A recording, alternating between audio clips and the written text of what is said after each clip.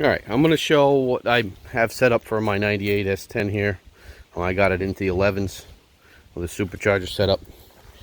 It's a Wynjammer. I bought used off of eBay, rebuilt it, refurbished it, set up this intake no intercooler as a present, the TIL recirculating valve. I got my snow water meth injector back here, my pressure gauge there. Intake air temperature is set up there so I can get accurate reading post water injection. My belt drive here, I changed this pulley. When I go to the track, I got a few different sizes. That is currently the street setup with 20 teeth. It came with a 21, and I also have an 18 for the track. I use Dayco belts. They tend to last pretty good. I've tried other ones and nothing really advantage. I replaced the air conditioner module there. I don't use the compressor at all anymore. Did away with that. So I put that idler pulley in there, and it has multiple holes so I can move it to adjust my belt tension as the belt breaks in. I have the Matthew controller here for snow performance meth injection. It runs off this yellow wire that goes to the custom MAF sensor I made. I converted it to a new card style MAF with 3.5-inch diameter aluminum tube, flow more than the stock MAF. And I have the honeycomb material in here to straighten out the airflow because it didn't even want to run good because of the air coming in was so turbulent because of the turns. I use my washer fluid tank as my reservoir. I installed the float down there in the tube to go to the intake, well, to the pump from there. I got a 16-inch electric fan controlled by this, and it goes to a sensor right in the top of the intake manifold. And I got a 16-inch electric fan, which is good for 15 horse or so at the rear tires. I've been running a MSD coil lately. I run the blower style plugs. I can get the NGK part number for those. They're recessed so it doesn't blow out the flame.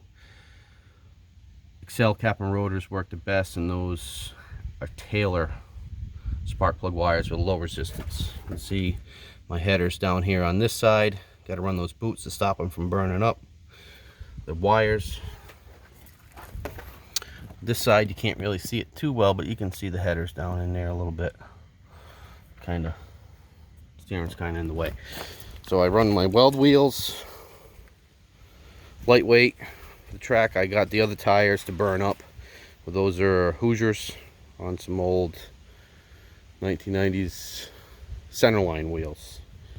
I got the Ford 8.8 rear end underneath there, converted with 410s, aluminum drive shaft. That weighed about 7 pounds less than the stock drive shaft. Took a couple tenths off. Tonneau cover. It's a 4L60E automatic transmission still. That was built by Performa Belt when the old transmission finally went after almost 17 years of abuse.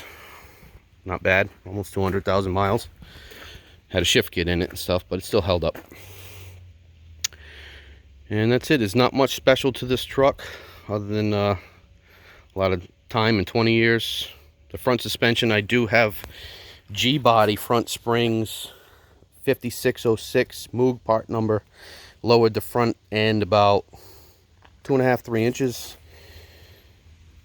The stock spindles and the back end's lowered about 3.5 inches, and that gives me the 5 inches of travel that the people at Calvert Suspension recommended I have to go with my Calvert traction bars, and that helps me hook up a lot better than it did before. So that's basically what I got with this truck to get it down to the 11.99 time that I have. And I wanted to just post with this picture because I'm going to be selling this intake setup and the supercharger to make room for improvements. Any questions, feel free to ask.